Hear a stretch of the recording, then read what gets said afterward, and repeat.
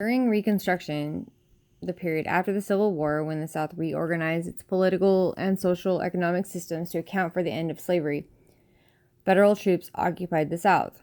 These troops served to help guarantee African American men's rights.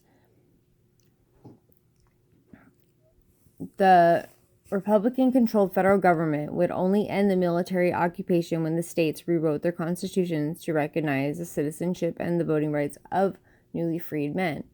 White Southerners generally despised these troops and wanted an end to the intervention of the federal government in the South. With the Compromise of 1877, the Republican Party abandoned the last remnant of its support for equal rights for African Americans in the South, and with the withdrawal of the federal troops went any hope of reconstructing the South as a radically egalitarian society after the end of slavery.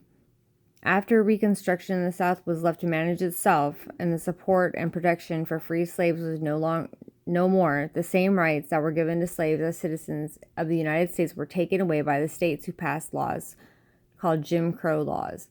The laws segregated colored from white in public places. Different schools, bathrooms, and seating areas were the norm. It was illegal for white and colored people to marry, for black and white children to play together.